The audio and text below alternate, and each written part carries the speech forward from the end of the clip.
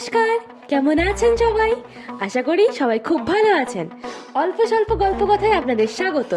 শুরু হচ্ছে আজ থেকে নতুন ধারাবাহিক নীলকান্তমণি রহস্য, লেখিকা আভিমুন।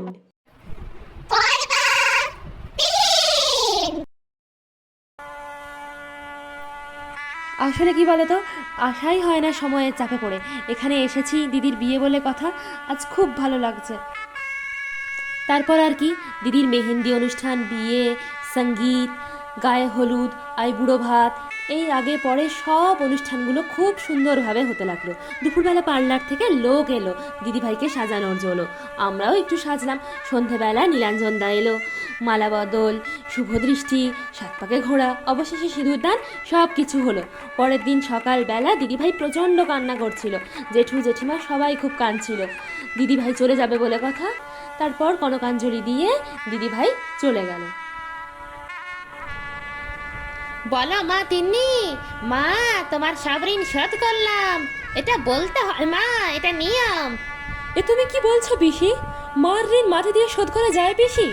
ছোটবেলা থেকে এতদিন পর্যন্ত যা কিছু মা বাবার কাছ থেকে পেলাম, এ জন্মে নয় 7 জন্ম ধরেও শোধ করতে পারবো না। এটুকু বলতে পারি, বাবা মা যে শিক্ষা দিয়ে মানুষ করেছে সে শিক্ষার কোনোদিনও অমর্যাদা হবে না।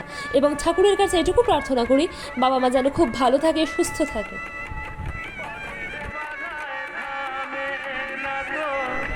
আসলে কি বলতো, আমাদের ঘরের মেয়ে এইভাবে চলে যাবে ভাবতে পারিনি। জেঠিমণি প্লিজ কেন না, সব ঠিক হয়ে যাবে, প্লিজ কান্নাকাটি করো না।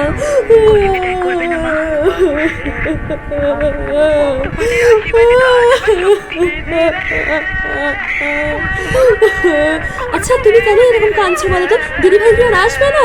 দিদিভাই তো আবার আসবে, আমাদের সবার খারাপ লাগছে। প্লিজ জেঠিমণি কান্নাকাটি করো না, শরীর খারাপ করবে।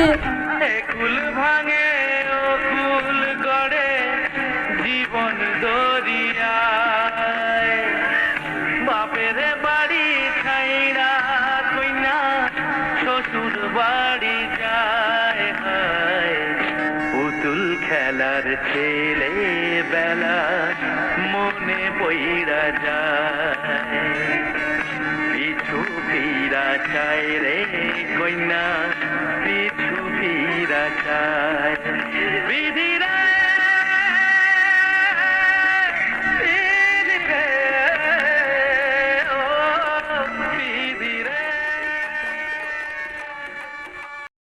পরের দিন আমরা কি কি তত্ত্ব নিয়ে যাব, কি কি সাজবো গুজবো, এই সব কিছু আমরা গুছাচ্ছিলাম। সেই সময়তে দিদিভাই রাত্রেবেলা ফোন করলো।